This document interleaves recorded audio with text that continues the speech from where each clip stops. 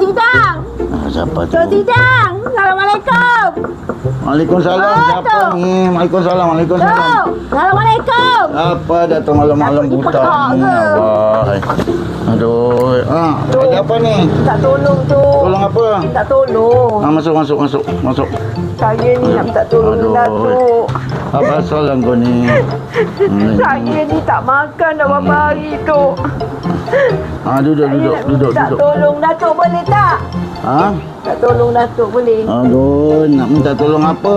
Saya nak Beli beras. nak minta beras tu. Minta beras pasal mana laki kau ni? Aduh. Saya tak ada tu. Dia tengah keraya tak balik-balik tu. Apa hal laki kau ni? Itulah awak ni satu.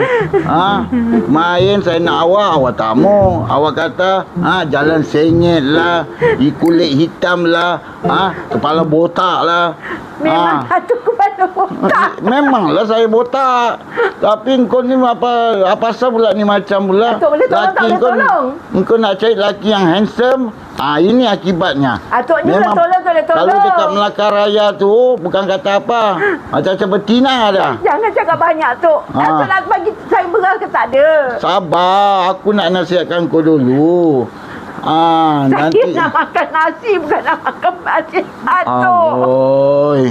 Aduh, nanti aku ambil beras lah kasih kau ni. Ya, cepat tu saya nak balik tu. Itulah, aku pun tak ada masa ni. Aku nak pergi rumah bini nombor 2 aku ni. Pergilah tu. Aduh. Janji saya dapat beras Datuk.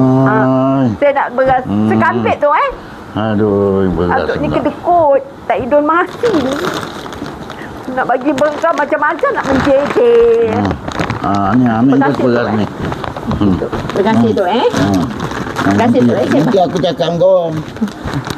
Nanti aku datang rumah. Nanti aku jumpa suami kau. Boleh. Nanti aku torture dia betul-betul. Boleh tu, boleh. Aduh, Janji saya dapat apa asal beras dia tu. buat ni? Janji saya dapat beras tu. Kalau tak mau, kata tak mau. Biar aku masuk Minang pula. Ya tu. Terima kasih tu bye-bye jalan. Ya tu, terima kasih.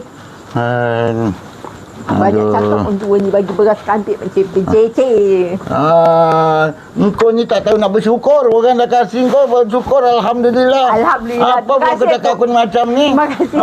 Nah, saya balik. Ini beras pun untuk bini nombor 3 aku punya beras. Aku nak pergi hantar. Bini Datuk dah tunggu. Bini Memang nombor 2 dah tunggu. bini aku dah tunggu kat sana. Terima kasih tu. Dah balik, pergi balik.